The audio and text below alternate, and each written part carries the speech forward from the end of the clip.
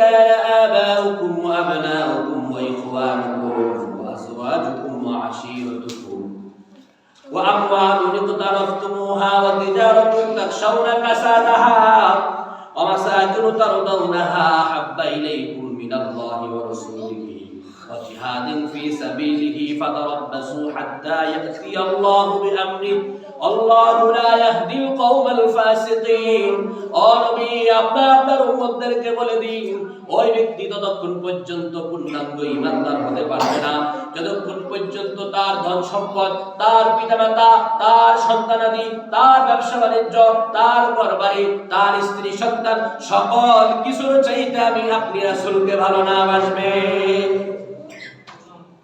আল্লাহ রাসূলকে সব চাইতে বেশি ভালোবাসতে হবে। আল্লাহ রাসূলকে সব চাইতে বেশি কি করতে হবে?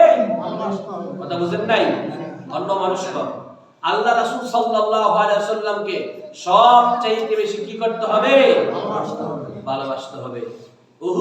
উহুদের যুদ্ধে চারিদিকে কাফেররা রটিয়ে দিলেন যে বিশ্বনবী মুহাম্মদ রাসূলুল্লাহ সাল্লাল্লাহু আলাইহি ওয়াসাল্লাম ইন্তেকাল করেছেন। কোথা থেকে যেন একজন মহিলা বের হয়ে উহুদের ময়দান থেকে ছুটতে শুরু করলো আর মানুষদেরকে জিজ্ঞাসা করতে লাগলো, আমি শুনেছি রাসূল সাল্লাল্লাহু আলাইহি ওয়াসাল্লাম ইন্তেকাল করেছেন, তোমরা কি আমাকে সঠিক খবরটা দিতে পারো? আমার রাসূল ভালো আছে কিনা? আমার রাসূল কেমন আছে?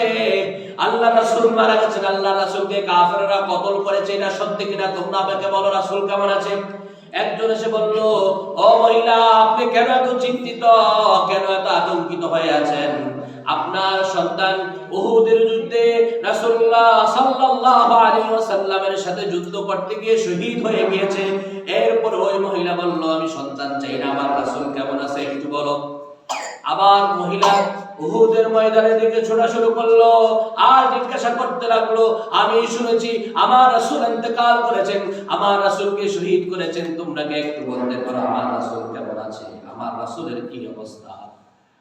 এবার আরেকজন বলল, মহিলা তুমি কেন চিন্তিত, তোমাকে কেন আতঙ্কিত লাগছে? শোনো, উহুদের যুদ্ধে তোমার স্বামী বিশ্বনবীর সাথে ইসলামের ঝান্ডা তুলে ধরার জন্য উহুদের যুদ্ধে অংশগ্রহণ করেছে। আমরা দেখলাম তোমার স্বামী ইসলামের জন্য যুদ্ধে করতে করতে তোমার স্বামী ইন্তেকাল করেছে, তোমার স্বামীকে শহীদ করে দেওয়া হয়েছে। মহিলা বলল, লোক শোনো শোনো, আমার রাসূলের ইন্তেকালের খবর শুনে আমি ঘর থেকে বের হয়ে এসেছি। আমার সন্তান, একটা সন্তান শহীদ হয়ে গিয়েছে, আমার স্বামী শহীদ হয়ে গিয়েছে, গোটা আমার বংশের সকল মানুষ যদি শহীদ হয়ে যায় আর আমার রাসূল যদি বেঁচে থাকে, আমি আমার রাসূলের জন্য আমি আমার নিজেকে পর্যন্ত কুরবান করে দিতে রাজি আছি। চিল্লায়ে বলেন সুবহানাল্লাহ। মহিলা নিজের স্বামী, নিজের সন্তান, নিজের বংশকে আল্লাহ রাসূলের জন্য কুরবানি দিতে রাজি আছে। কার জন্য? আল্লাহ রাসূলের জন্য। এই মহিলা সাহাবী আল্লাহ রাসূল সাল্লাল্লাহু, এই জন্যই তো বলে যে দুনিয়ার সকল মানুষের ভালোবাসা যদি একত্রে রাখা হয় আর রাসূলের একজন ছোট্ট সাহাবীর প্রেম ভালোবাসা যদি এক পাল্লায় রাখা হয়, তাহলে গোটা পৃথিবীর মানুষের ভালোবাসার পাল্লাটা নিচে নেমে যাবে, একজন সাহাবীর ভালোবাসার পাল্লাটা উপরে উঠে যাবে। সুবহানাল্লাহ। এই জন্য সাহাবীদের মতো ভালোবাসতে রাজি আছে না নাই? আর রাসূল বলেন না রাজি আছে না নাই?